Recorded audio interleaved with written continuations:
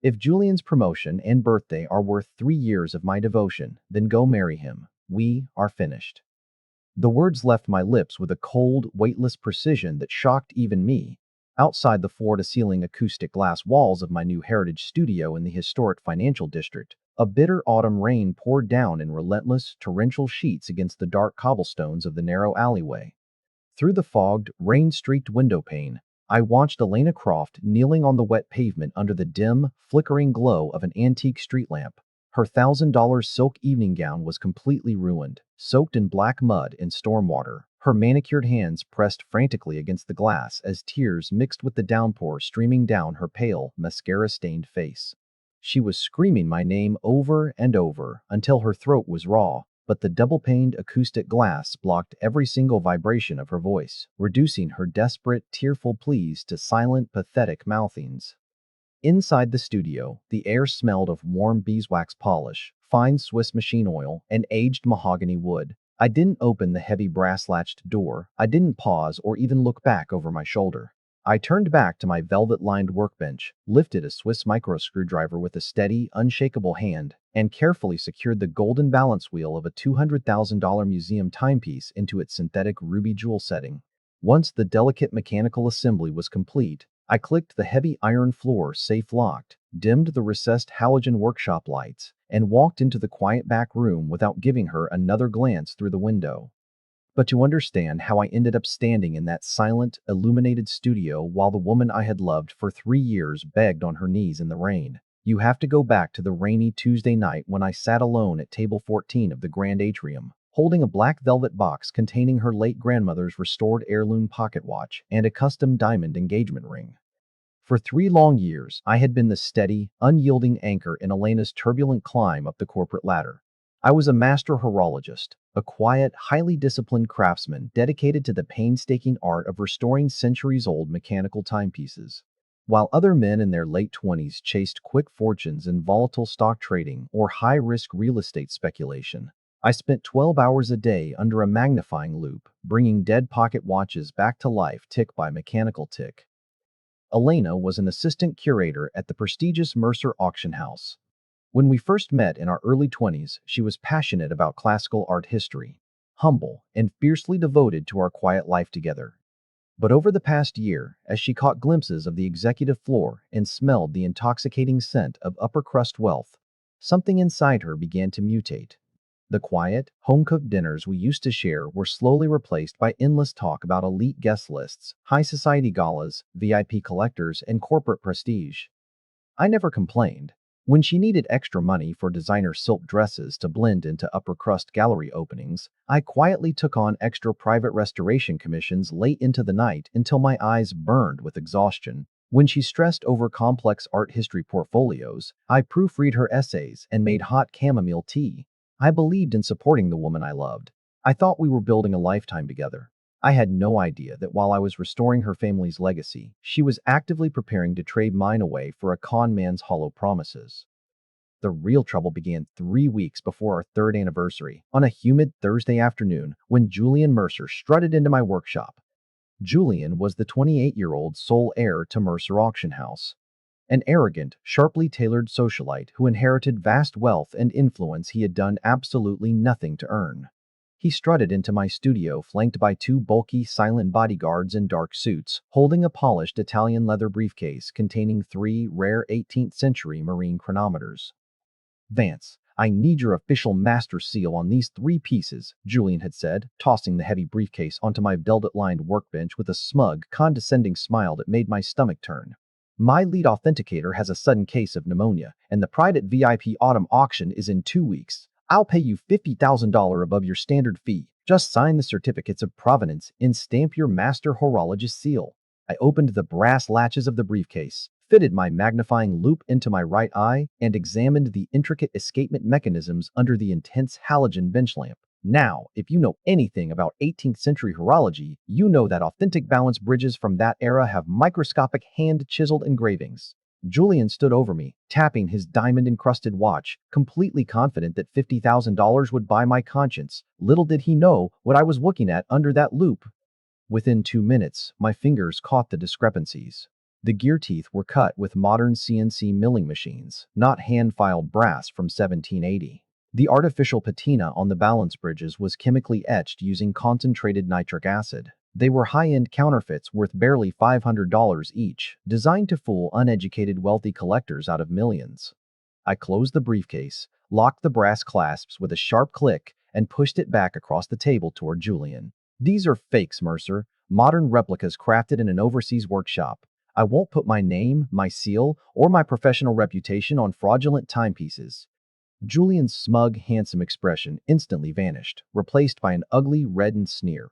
Listen to me, you glorified repairman. My family owns the biggest auction house in the city. If I say those watches are authentic, they are authentic. You take the check, stamp the papers, and keep your mouth shut. My seal represents 2 decades of master craftsmanship and absolute integrity, I answered calmly, looking him dead in the eye without blinking or flinching. No amount of your father's money will buy a fake signature from my studio. Get out of my shop before I call the trade board. Julian glared at me with pure, unadulterated venom. You're going to regret this, Vance. You have no idea who you're dealing with in this city. I don't lose, and I will make sure you lose everything you care about in this town. I didn't realize at the time that Julian Mercer's revenge would not target my business directly. It would target the ambitious woman who shared my bed. Knowing that Elena Croft was a mid-level assistant curator desperate for social recognition and executive promotion, Julian set his trap within 48 hours of leaving my shop. He personally called Elena into his penthouse corner office on the top floor of Mercer Auction House. He didn't mention my name or the failed counterfeit deal. Instead, he flashed his effortless, practiced charm, poured her a glass of vintage crystalline champagne, and dangling the ultimate carrot in front of her eyes, the coveted position of chief curator, a promotion that came with a 6-figure salary, a corner office overlooking the river, and entry into the city's elite art circles. The current chief curator is retiring at the end of the month, Elena, Julian had told her, leaning close across his polished glass desk with a magnetic smile. I've been watching your work closely. You have the poise, the beauty, and the ambition. But I need to see if you can manage high-stakes VIP clients. I'm throwing my exclusive 28th birthday gala next Tuesday. If you organize it flawlessly and host my VIP buyers, the chief curator seat is yours. Elena was completely dazzled by the glittering promise. She didn't stop to ask why the heir of the company was suddenly showering an assistant curator with personal attention and career favors. She didn't even notice that the date of Julian's birthday gala fell on the exact same evening as our 3rd anniversary. When she came home that night, her eyes were shining with an unholy fever of ambition. She spent 2 hours trying on expensive silk dresses in front of the full-length mirror, talking endlessly about Julian Mercer's taste in fine art, his luxury penthouse, and his influential social circle. When I gently reminded her that next Tuesday was our 3rd anniversary and that I had reserved a private table at the Grand Atrium months in advance, she brushed me off with a careless wave of her hand. Declan, please, an anniversary is just a date on a calendar. We can eat dinner any night of the week. But Julian Mercer giving me direct control of his birthday gala could change my entire life. Don't be so selfish. I took a deep breath, swallowed my rising frustration, and tried to explain how much that night meant to me. For 6 long months, I had been secretly restoring a damaged pocket watch that once belonged to her late grandmother, the only keepsake Elena had left from the woman who raised her after her parents passed away in a car crash.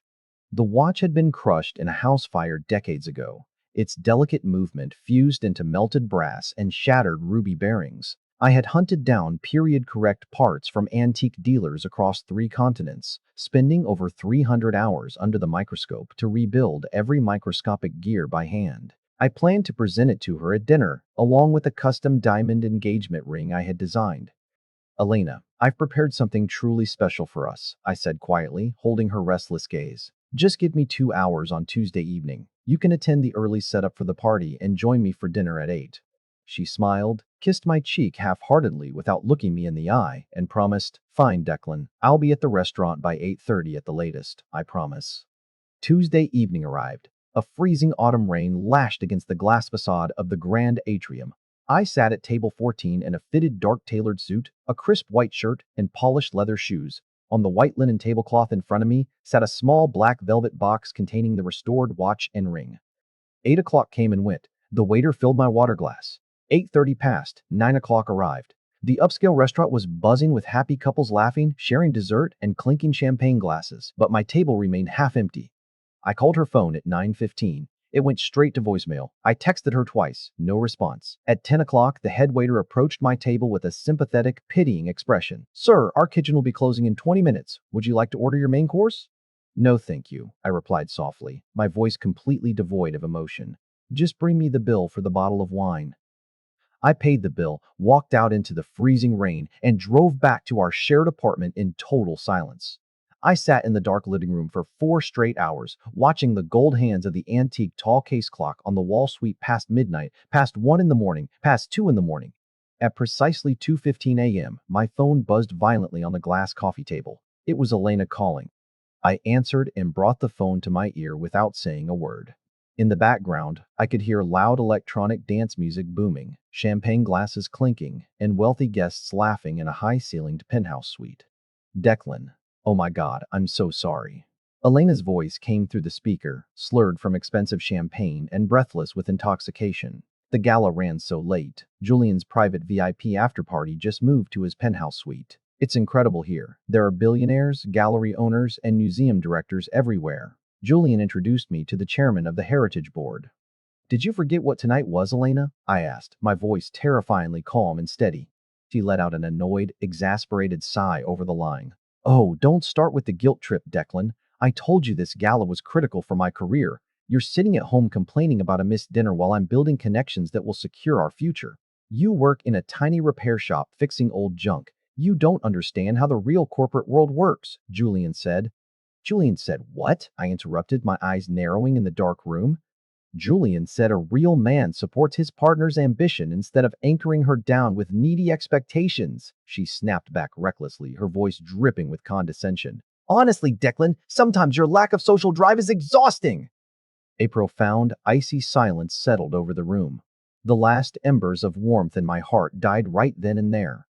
I looked at the black velvet box sitting on the table, then held the phone close. If Julian's party, Julian's promises, and Julian's ambition are worth 3 years of my life to you, then go marry him. We are finished. "Wait, what?" Elena's slurred voice suddenly stammered, a sudden flicker of panic cutting through her drunkenness. "Declan, don't be dramatic." "Do not call me again. Do not come back to this apartment," I said with absolute, unshakable composure. I ended the call, blocked her phone number across all networks, and removed her access to my bank accounts.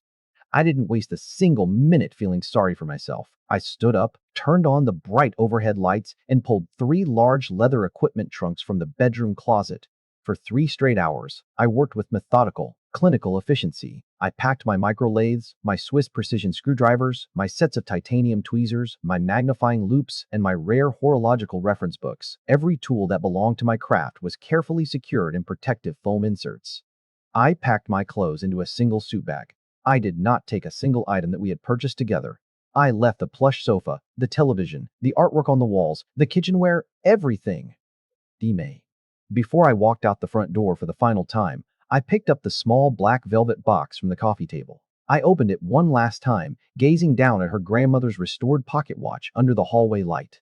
Under the warm bulb, the polished gold casing gleamed like liquid sun. The intricate filigree hands moved with silent, perfect rhythm across the hand-painted porcelain dial. It was a masterpiece of mechanical resurrection, a physical testament to 300 hours of unrequited devotion.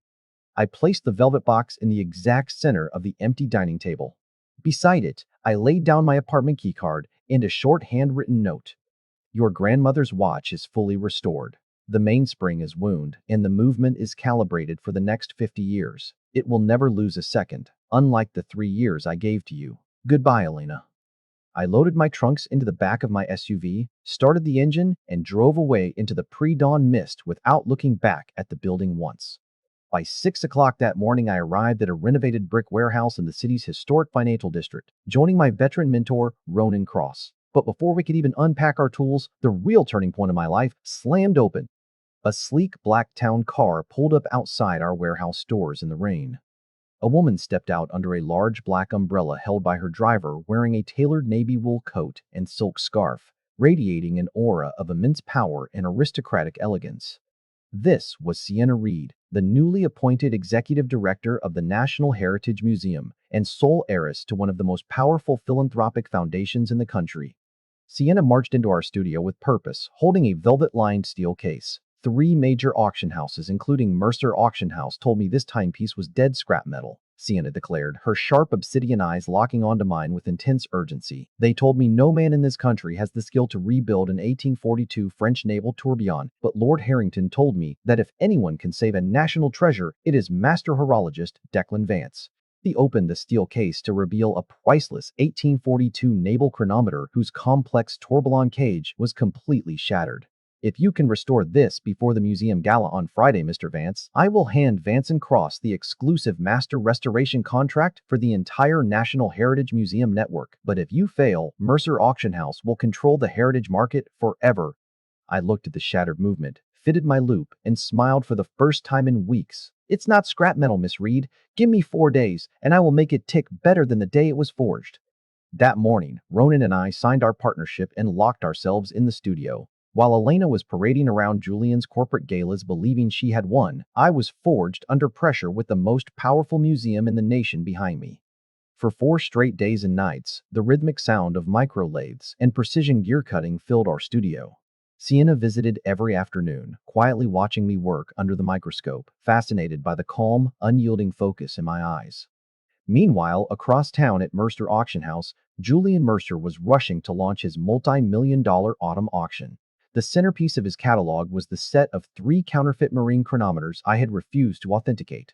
To bypass trade regulations, Julian paid $10,000 to a disgraced, retired appraiser to forge a fake certificate of authenticity. He placed Elena Croft, now boasting her new chief curator title, in charge of the VIP preview exhibition. Elena walked the marble floors of Mercer Auction House in a $1,000 designer silk gown purchased on credit, pouring champagne for wealthy international buyers and boasting about the chronometer's rare provenance. Yet every evening when she returned to her luxury rental apartment and saw her grandmother's restored pocket watch ticking on her nightstand, a cold knot of anxiety tightened in her chest. She had tried calling me dozens of times from different numbers, but every call was met with dead silence. She convinced herself that I was just brooding in a tiny repair shop, too proud to congratulate her. She had no idea that the trap Julian had set was about to snap shut around her own neck. Friday evening arrived, the night of the Grand Heritage Gala at the National Heritage Museum. The grand ballroom was illuminated by crystal chandeliers, filled with international diplomats, museum directors, government inspectors, and elite art collectors. In the center of the room, mounted inside a bulletproof glass pedestal, was the 1842 French naval tourbillon, fully restored, its golden balance wheel spinning with hypnotic, flawless precision. Sienna Reed walked up to the main podium holding a microphone. Tonight, we celebrate the resurrection of a national treasure. Mercer Auction House declared this piece unrestorable, but master horologist Declan Vance proved that true integrity and mastery can never be replaced. I am proud to announce our exclusive lifetime partnership with Vance and Cross Horology. The room erupted in thunderous applause. I stood beside Sienna on stage in a bespoke tuxedo, receiving congratulations from the country's top cultural figures. Among the audience stood Julian Mercer and Elena Croft, who had snuck into the gala to scout wealthy buyers for their upcoming auction. Elena's glass of champagne slipped from her fingers, shattering on the marble floor. Her face turned ghost white as she saw me standing on stage beside Sienna Reed, surrounded by power and prestige far beyond anything Julian could ever offer.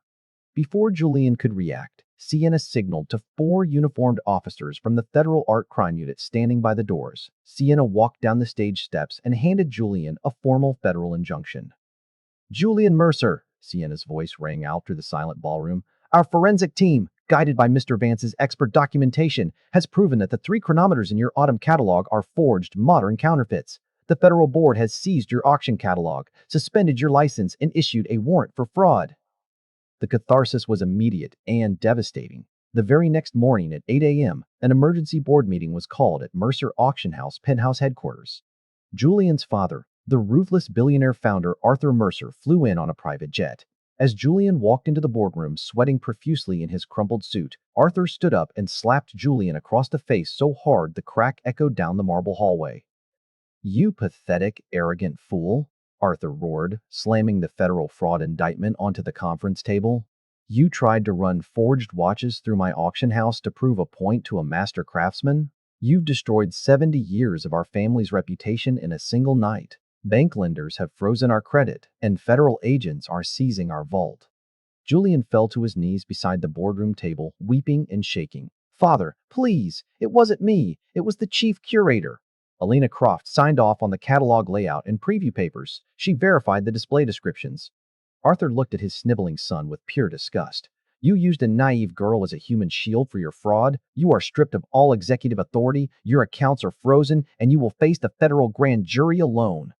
10 minutes later, Julian burst into Elena's corner office like a manic animal, tearing down display boards and throwing crystal paperweights against the glass walls. This is your fault, you stupid greedy bitch, Julian screamed, grabbing Elena by the shoulders of her expensive dress and shaking her violently as she gasped in terror. Julian, stop. What are you doing? Elena cried, tears ruining her makeup. You gave me those authentication papers. You told me they were certified. I don't know anything about watch movements. You wanted the chief curator title? You wanted the corner office and the prestige? Julian sneered with bloodshot eyes, shoving her backward against her desk. Then you take the fall. Security, get this trash out of my building. Two heavy security guards grabbed Elena by her arms, dragging her screaming through the glass lobby while employees watched in cold silence. They threw her cardboard box of personal items into the wet street gutter, right in front of flashing paparazzi cameras. Julian had discarded her like garbage. The fake promotion she had traded 3 years of unselfish love for had lasted less than 21 days, leaving her broke, blacklisted, and humiliated across the entire nation. Elena stumbled back to her empty rental apartment in the pouring rain, her clothes soaked, her career in tatters, her name ruined across every art gallery in the country. She collapsed onto the hardwood floor, sobbing until she couldn't breathe. The illusion of glamour, status, and corporate success had burned to ash, revealing the terrifying reality of what she had thrown away. As she lay on the floor, her eyes caught the warm gleam of gold on her nightstand. She crawled across the room on her hands and knees and picked up her late grandmother's restored pocket watch. For the first time in 3 weeks, she opened the handwritten letter I had left beside it on the dining table. She read every word. She read how I had spent 300 hours hunting for rare period parts across 3 continents, how I had worked under a microscope until 3 in the morning night after night to rebuild the melted ruby bearings, how I had restored her family's only surviving heirloom out of pure, unselfish devotion. She pressed the watch to her ear. Sick, tick, tick, tick, tick, tick. The steady, flawless heartbeat of the movement echoed in her head like a hammer of judgment. She realized with crushing, unbearable clarity that Julian Mercer had treated her like a disposable pawn, while Declan Vance, the quiet man she had mocked as lacking ambition, had loved her with absolute honor, possessed true world-class mastery, and was now celebrated by the most powerful institutions in the country. She clutched the gold watch against her chest, curled into a ball on the floor, and screamed into the empty apartment. What have I done? Oh God, what have I done to him? 2 days later, absolute desperation drove Elena to the historic financial district. She had spent 48 hours searching for me, finally finding the address of Vance and Cross Horology in the front page feature of the National Heritage Journal. She stood across the cobblestone street, watching through the pristine glass facade. Inside, the studio was bathed in warm amber light. I was sitting at a mahogany workbench alongside Ronan, demonstrating a rare tourbillon mechanism to Sienna Reed. Sienna was smiling at something I said, her eyes glowing with genuine admiration and respect. The sight of another woman standing beside me, a woman of true power, elegance, and unshakable character, sent a spike of agonizing panic through Elena's heart. She smoothed down her coat, wiped her swollen eyes, and pushed open the heavy brass door of the studio. The chime above the door rang out softly. I looked up from my workbench. When my eyes met Elena's, my expression did not shift by a fraction of an inch. There was no anger, no hatred, no shock, only an impenetrable icy neutrality. Elena took 3 trembling steps toward my workbench, holding her breath. Declan, please. I need to talk to you. Just 5 minutes, please. Ronan quietly stood up, gave me a brief nod, and escorted Sienna into the back conference room, leaving us alone in the main studio.